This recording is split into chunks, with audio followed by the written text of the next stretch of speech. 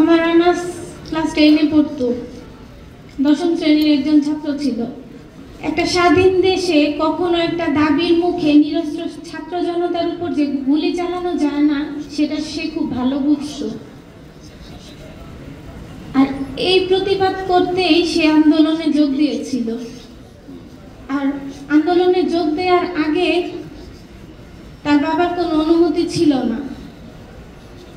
তো যখন long March two ঢাকার ডাক আসে, তখন সে আর নিজেকে সংবরণ করতে পারেনি। 16 বছর বয়সী আনাস সে ঘরে একটা চিঠি লিখে রেখে আন্দোলনে বের হয়ে যায়।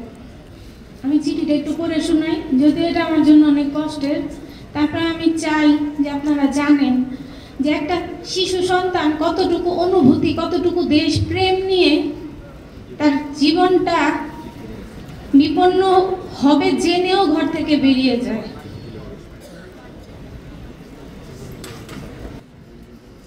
আমি নিজেকে আটকে রাখতে পারলাম না। সরি আপুজান, তোমার কথা অমান্য করে বের হলাম। স্বার্থপরের মতো ঘরে বসে থাকতে পারলাম না।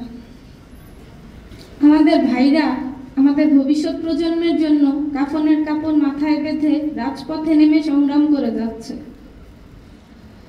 অকাতরে নিজেদের জীবন বিসর্জন দিচ্ছে। একটি প্রতিবন্ধী কিশোর, 7 বছরের বাচ্চা, ল্যাংড়া মানুষ যদি সংগ্রামে নামতে পারে, তাহলে আমি কেন বসে থাকবো ঘরে? একদিন তো মরতেই হবে। তাই মৃত্যুর ভয় করে স্বার্থপরের মতো ঘরে বসে না থেকে সংগ্রামে নেমে গুলি খেয়ে বীরের মতো মৃত্যু অধিক শ্রেষ্ঠ। যে অন্যের জন্য নিজের জীবনকে বিলিয়ে দেয়, সেই প্রকৃত মানুষ।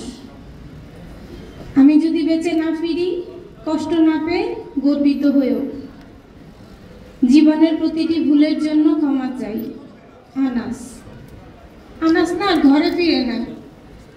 আনাস ঘরে ফিরছে রক্তাক্ত গুলিবিদ্ধ একটা শরীর নিয়ে। সেই দ্বিতীয় স্বাধীনতা আপনারা ভোগ করতেছেন, আমরা ভোগ করতেছি। এখানে অনেক বড় পর্যায়ের মানুষ আছেন। আমি জানি না আপনাদের অনুভূতি কি। আমি একজন মা হিসেবে আমার অনুভূতি এটা যে আমি চাই আমার সন্তানের এই চিঠিটা আগামী বছর পাঠ্যপুস্তকে যুক্ত হোক। কেন চাই আমি সেটাও একটু বলতে চাই। কারণ আমি মনে করি যে এই চিঠির মধ্যে বাবা মার প্রতি যে অনুগত সন্তানের একটা প্রতিচ্ছবি, দায়িত্ববোধ, ভাতৃত্ববোধ, দেশপ্রেম, ধর্মীয় অনুভূতি সবটাই আছে।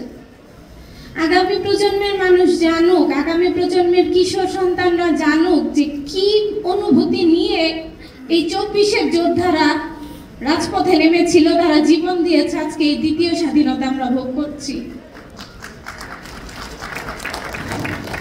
এটা আমার অনুরোধ, যদি সম্ভব হয়, যদি মনে করেন যে আসলে আমার অনুভূতির সাথে আপনাদের অনুভূতি মিলে যায়, তাহলে আমি আশা করব যে আগামীতে 2026-এ পাঠ্যপুস্তক শিক্ষা কার্যক্রমে এই চিঠিটা অন্তর্ভুক্ত হবে। আর আপনাদের কাছে আমার কিছু অনুরোধ, দাবি, যেটাই বলেন একজন শহীদের মা হিসেবে, যে আনাসের যে স্বপ্ন দেখে জীবন দিয়েছিল, সে স্বপ্নটাকে বৃথা হতে যেতে দিয়েন না। আমরা তো আমাদের সন্তানকে ফেরত পাবো না, কিন্তু যে সন্তানরা আমাদের স্বপ্নগুলো দেখে শহীদ হয়েছিল, জীবন দিয়েছিল, সেই স্বপ্নগুলোকে বাস্তবায়ন করেন। একটা স্বাধীন দেশ, সার্বভৌম, গণতান্ত্রিক, বৈষম্য বিরোধী, ইনসাফ ভিত্তিক একটা রাষ্ট্র, যেখানে থাকবে না কোনো আমলাতান্ত্রিক জটিলতা, যেখানে চিকিৎসা ব্যবস্থা, শিক্ষা ব্যবস্থা সরকারের প্রভাব মুক্ত হবে, প্রশাসন জনগণের জন্য কাজ করবে। ভুল আমাদের সবার হয়, আমরা কেউ ভুলের ঊর্ধ্বে না, কিন্তু অতীতের সবগুলো ভুলে গিয়ে আসুন আমরা সবাই মিলে শহীদের রক্তের প্রতি দায়বদ্ধ হই। এক নতুন বাংলাদেশের নির্মাণে অংশগ্রহণ করি। আজকে আমার সন্তান ক্ষতিগ্রস্ত, আমি জানি যে তার যন্ত্রণা কতটা গভীর। কালকে আপনার সন্তান ক্ষতিগ্রস্ত না হোক, সেই লক্ষ্যে এমন একটা বাংলাদেশ বিনির্মাণ করি